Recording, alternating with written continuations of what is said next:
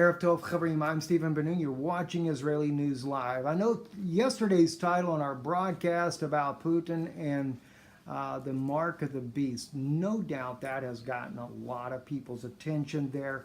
I mentioned in there about it, but I didn't really go that deep into it. And tonight I wanted to take just a little bit of your time and share with you a little bit deeper thoughts on this. We are looking a little bit of news. I'm going to share with you some clips here in just a moment here on your screen for you to look at on troop movements, both on the Ukraine side, Kiev side, Petro Poroshenko sending down grad launchers to Crimea's northern border. And that's what you're seeing right now on your screen. Take a look at this. This was done, it came out here, posted on August the 29th, and these are grad launchers that are going down to Crimea, and a private individual on Twitter posted this video footage here. Now I did...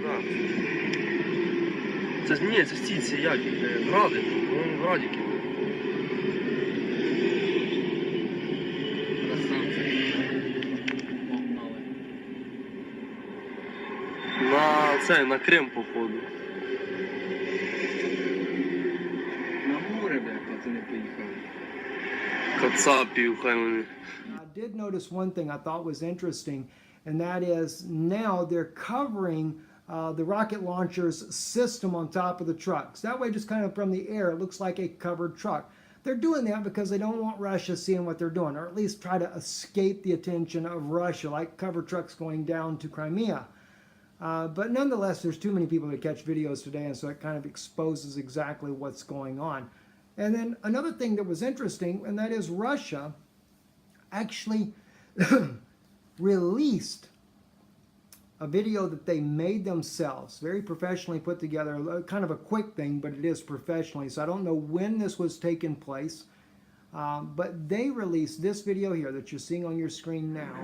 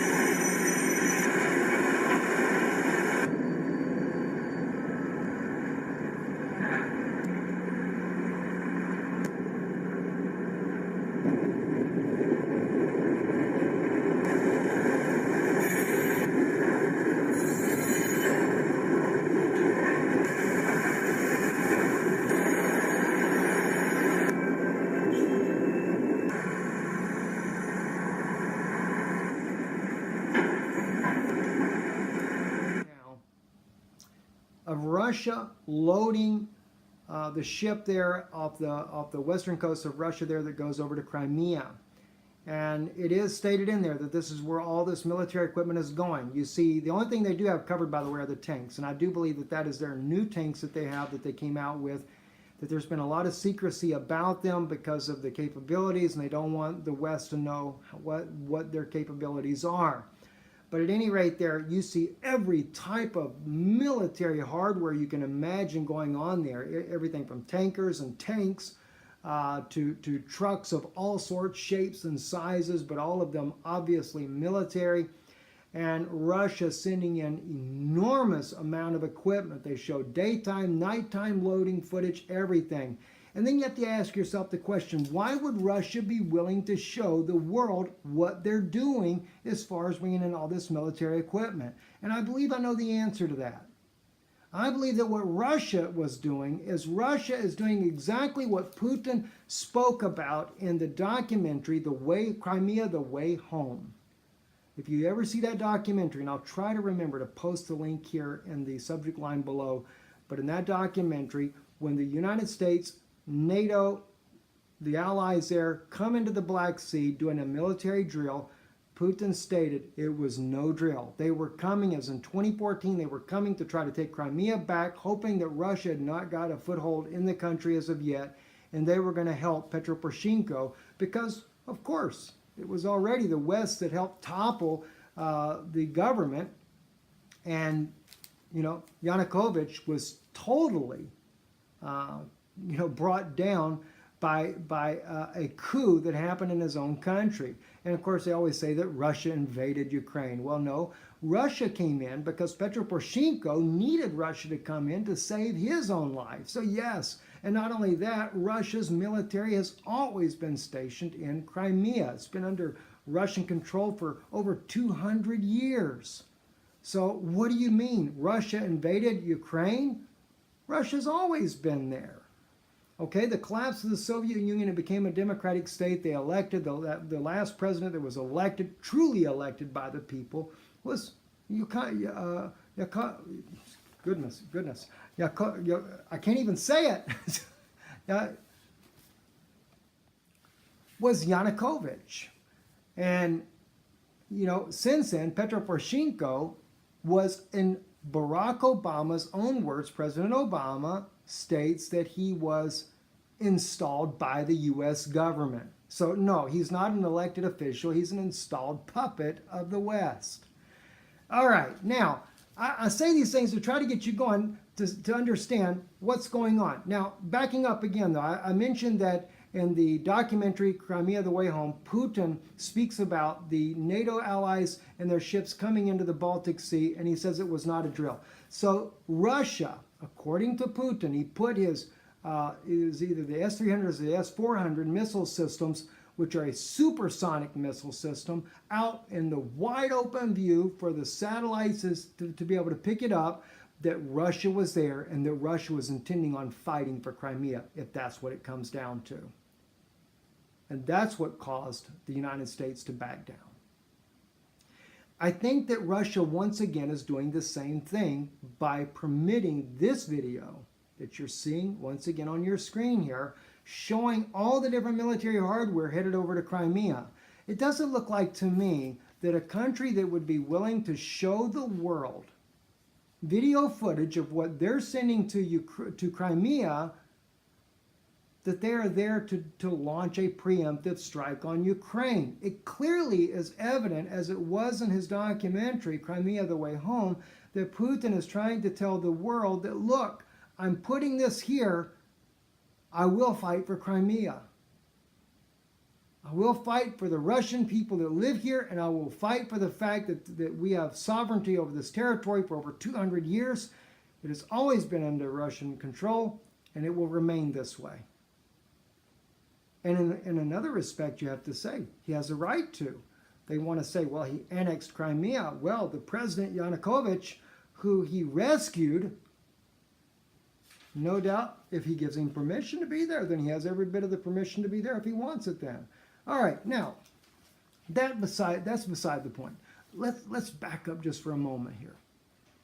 I mentioned that Putin was fighting this mark of the beast. What do I mean by that? I want to share with you something I think that'll really make you think about this as a whole. Let's take a look over here and in Revelation chapter 13. This is from the Christian Bible it's called the New Testament. And it states right here, if you look at verse 11 down, and I beheld another beast coming up out of the earth, and he had two horns like a lamb, and he spake as a dragon, and he exercised all the power of the first beast before him, and causeth the earth and them which dwell therein to worship the first beast, whose deadly wound was healed. And he doeth great wonders, so that he maketh fire to come down from heaven on the earth in the sight of men. And he deceiveth them that dwell on the earth by the means of those miracles which he had power to do in the sight of the beast, saying to them that dwell on the earth that they should make an image to the beast which had the wound by a sword and did live. And he had power, here's the important part, he had power to give life unto the image of the beast, that the image of the beast should both speak and cause that as many as would not worship the image of the beast should be killed. That's concerning to me, guys. Maybe this is exactly why we are seeing all the issues that is going on in Syria, Ukraine, all different parts of the world right now, even South America, the unrest that is happening there. Is it because these people, nations, see, would not worship the image of the beast should be killed? Now I realize that, okay, yes, this may still have a lot to do with a future issue. Not saying it doesn't. But are we looking at the beginning of it? Watch what else it says. And he caused all, both small and great, rich and poor, free and bound, to receive a mark in their right hand or in their foreheads, and that no man might buy or sell, save he that had the mark or the name of the beast. So you don't, not necessarily everybody's going to have that mark then, because they also could have the name of the beast or the number of his name. Here is wisdom. Let him that hath understanding count the number of the beast, for it is the number of a man. And his number is 666. And I still believe and hold to that view. In the Latin language, written above the Pope is vicarius filii Dei. And if you take that and take the Roman numerals out of that, that word that actually means instead of the Son of God, like a replacement of Jesus or Yeshua that you might call him. See, what is that? That is 666. Look it up. There's many people that have noticed this as well before. And one other one I want to share with you, and looking at this from a prophetic standpoint, and that's over in Revelation 17. Another one that caught my attention. Verse 4, and the woman was arrayed in purple and scarlet color, and decked with gold and precious stones, pearls, having a golden cup in her hand, full of abominations and filthiness of her fornication. Remember the Pope doing his Last Supper there in the upper room in 2014 in Jerusalem there over King David's tomb, wearing his triple crown and having that golden cup in his hand. And upon her forehead was the name written, Mystery Babylon the Great, the mother of harlots and abominations of the earth. Now watch this. And I saw the woman drunken with the blood of the saints and with the blood of martyrs of Jesus. When I saw her, I wondered with great admiration. You know, why would John even be wondering to begin with? I think he wonders more so because this is a picture of the church, the Roman Catholic Church, and yet she's drunken with the blood of the saints and the martyrs of Jesus, willing to allow her own to die as well in the Middle East there. And believe me, you can see both sides. Notice how it says, she's drunken with the blood of the saints and the martyrs of Jesus. And that's kind of interesting, isn't it? The sanctified ones and the martyrs of Jesus. Look at all the Coptic Christians they've killed. Look at that group of men. They marched down that beach, ISIS did, and they behead them.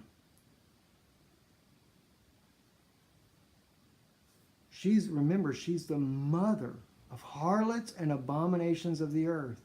The creator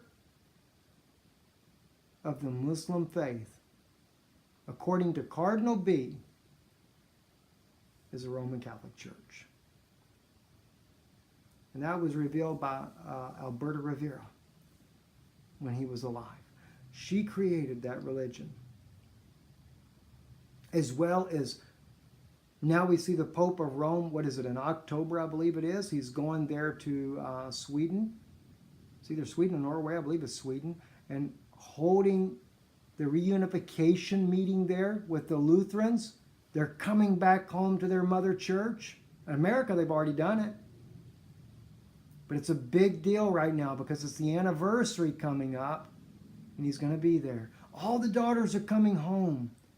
The evangelicals, Kenneth Copeland, his group, all joined back in.